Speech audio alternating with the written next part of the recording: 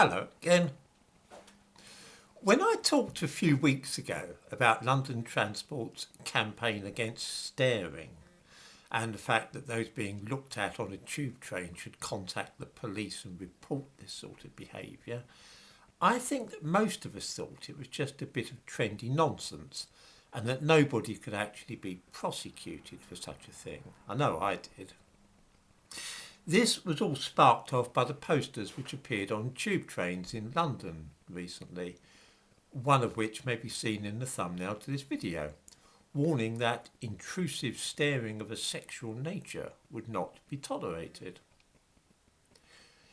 Well, it now turns out that people have been prosecuted for this and even sent to prison. I thought that this was just a bit of lunacy restricted to the London Underground, but it seems that all railways are now being scoured for people who might be staring at others and thinking naughty thoughts. Because it is the thoughts which are the focus of this campaign, making it quite literally an attempt to clamp down on thought crime. In a description to this video, I give a link to a newspaper article which quotes Detective Superintendent Sarah White of the British Transport Police. To plumb the depths of this madness, I'd need to quote what she says in full, and pretty bizarre and disturbing stuff it is too. She says, suspects who stare are starting to show behaviours that are unhealthy. It's human nature to stare at things. However, it's very different when someone is staring, leering, or there's a sexual motivation. We want to know about that staring because that is the behaviour that suggests to me that someone is thinking about a sexual behaviour that supports that staring. We will record them as crimes and we will investigate them, and we have had successful prosecutions in that field. There is only one possible construction which we can place upon this, and that is that Superintendent White considers thinking about some sexual behaviours to be a crime in itself, and one that she will record as a crime. Moreover, she claims that some people have been prosecuted for thinking in this way based upon the evidence that the look on their faces provided of their thoughts. The minds of many readers will turn unbidden at this point to George Orwell's novel 1984 and the concept of not only thought crime but of course face crime. Let me quote from 1984. To wear an improper expression on your face was itself a punishable offence. There was even a word for it in Newspeak. Face crime, it was called. And right there we have it.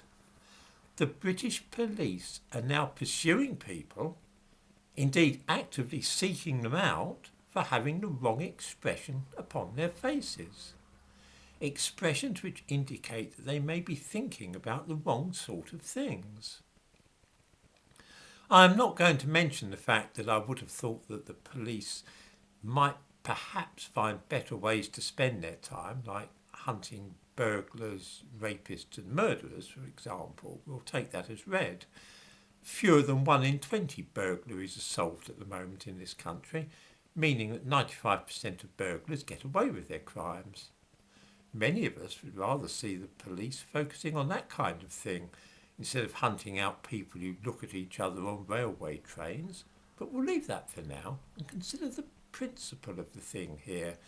The idea that thinking of an assault or sex crime is a preliminary step to committing it and should therefore be punishable at law, which, according to Superintendent White, it is. Now, let me speak personally for a moment. I'm not a particularly irritable man, I don't think, but there are times when I've been annoyed by, say, the receptionist at my local doctor's surgery, or perhaps some idiotic shop assistant, and I've had the momentary urge to reach out and throttle the person to death. I've not yet done so, of course. But should the temptation or urge to do so be treated as a crime in itself. Thinking now about men staring at women on trains, I do not doubt for a moment that some men on trains see women and then fantasise about having sex with them. I wouldn't be the slightest bit surprised to learn that some of them imagine seizing the woman masterfully, like some latter-day Rudolph Valentino, and ravishing her against her will. Should thoughts of this kind really be treated as criminal? Should the police really be devoting their time and energy to tracking down those who harbour such unacceptable fantasies?